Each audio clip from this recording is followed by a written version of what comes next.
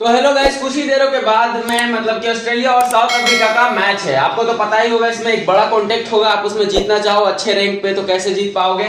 मैं सिंपल सा बात बताता हूँ दोस्तों कि हम लोग जो टीम बनाते हैं ना, बहुत ज्यादा एवरेज वाले प्लेयर पे भागते हैं। ठीक है, मैं यहाँ पे किसी का कोई भी प्लेयर का नाम लेके नहीं बताऊंगा, ठीक है, कि आप इसको रखो इसको रखो। मैं बस एक ट्रिक बता रहा हूँ कि आपको आखिर इसको समझना है और किस तरह से समझना है। तो आपको पता है कि ये गेम में टोटल 11 प्लेयर रहते हैं, ठीक है, तो जिसमें कि बॉलर है, ऑलराउंडर है और विकेट कीपर है और जो बैटिंग करेगा वो है। ठीक है, तो आपको क्या करना है दोस्तों कि जो सबसे कम जिसका एवरेज रहे, मतलब जिसका सिलेक्टेड, किसी को मात्र 2% लोग सिलेक्ट किया है, किसी को 28% लोग सिलेक्ट किया है, किसी को 30% लोग सिलेक्ट किया है, तो किसी को 5% लोग सिलेक्ट किया है। ठीक है, तो इस हिसाब से आपको टीम बनाना है।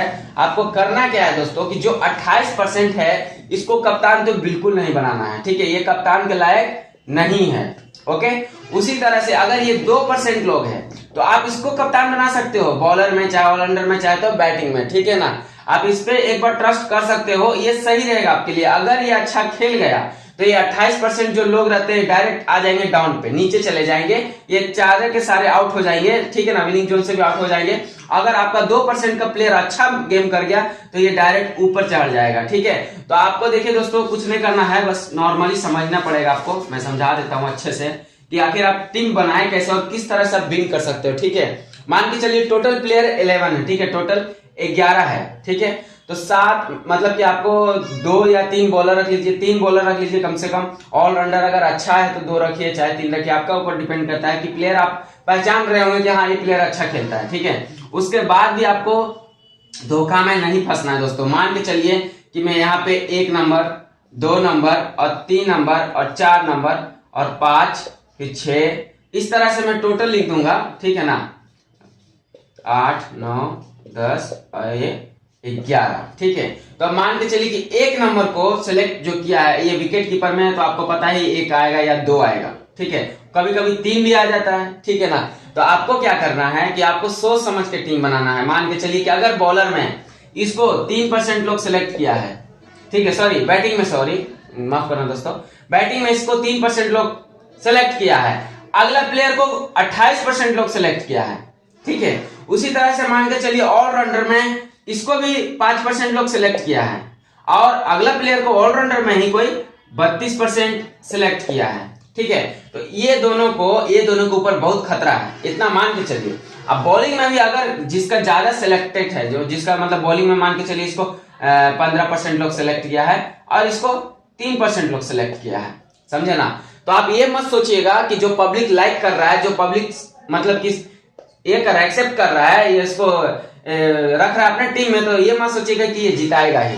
आप लोग क्या करते हैं, पब्लिक टोटल क्या करता है, जिसको देखता है ज्यादा परसेंटेज में उठा के रखा है उसी को हम लोग उठा के रख लेते हैं, उसी को कप्तान और वाइस कप्तान बना देते हैं। तो एक बात बताते हैं दोस्तों, ये एक तरह का मतलब साटा है, इसमें घुमा भी देता है। ठीक है ना, तो आपको क्या करना है, जो 28% है यहाँ पे दिख रहा है, तो आपको यहाँ पे नहीं सिलेक्ट करना है, इसको कैंसिल कर देना, ये कप्तान के लायक नहीं हो सकता है। 32% भी कप्तान के लायक नहीं हो सकता है। ठीक है ना, यानी कि जिसका परसेंटेज कम है, जैसे कि 5%, ठीक है, 5% को 3% से मिला दी, अगर ये दोनों को कप्तान और वाइस कप्तान बनाते हैं ना, तो ये काम कर सकता है, यानी कि आपको ये जिता सकता है। क्योंकि ये 28% और 32% जो है डायरेक्ट नीचे चला जाएगा, ये डाउन में आ जाएगा, इसका कोई महत्व ही नहीं रहेगा जब ये प्ले नहीं करेगा।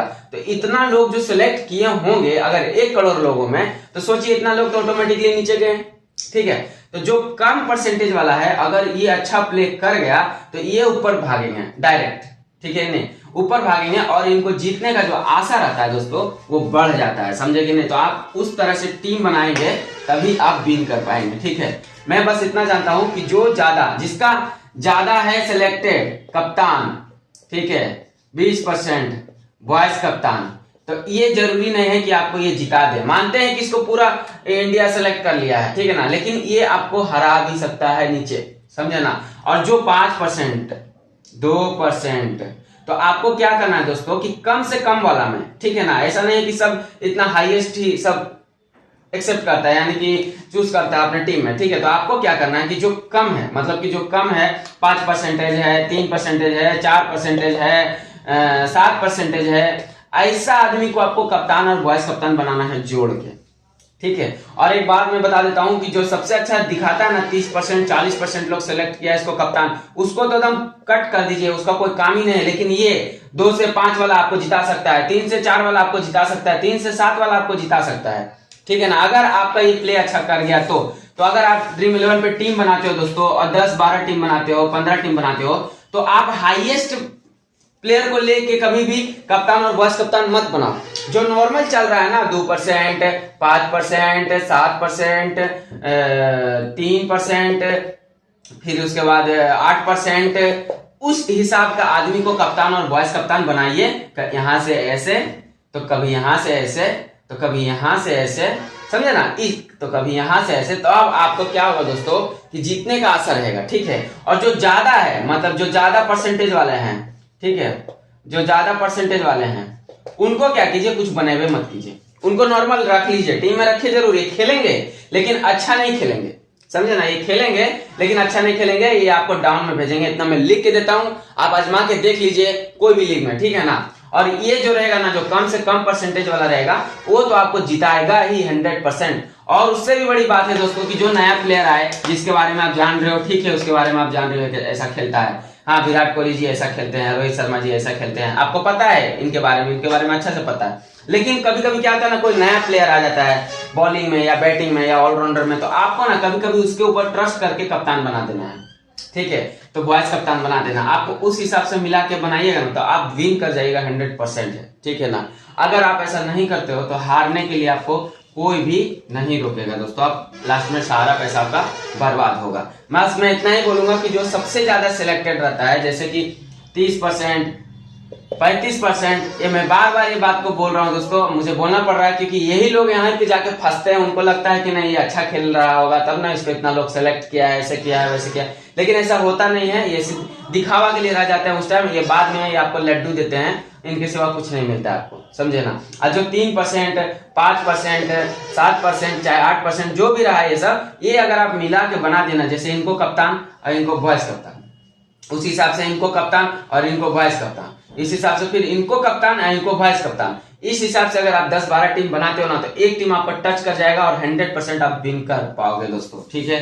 तो दोस्तों आप तो समझ ही गए होंगे कि आपको किस तरह से टीम बनाना है। मैं कोई प्लेयर का नाम नहीं बता रहा हूँ कि आप ज्यादा मतलब ये हो जाओ कि उसके पीछे पड़ जाओ कि ऐसा ही ये होगा, वो नहीं, मैं बस आपको एक एग्जांपल दिया हूँ कि आप इस हिसाब से अगर टीम बनाते हो तो आप 100% है कि विन करोगे, ठीक है ना, क्योंकि यही एक इसका रास्ता है दोस्तों और दूसरा रास्ता कोई नहीं है। और किसी का देसी टीम मत बनाओ, बिल्कुल अलग बनाओ, ठीक है, डिफरेंट बनाओ, तभी आप जीत पाओगे 100%। अगर लक साथ रहा तो जरूर जीतोगे। और बाकी है कि अपना मेहनत तो करना जरूरी है, तो इसलिए मैं इसको बना के आपको दिखा दिया हूँ। इस टाइप से आप बनाओगे तो आप जीत जाओगे।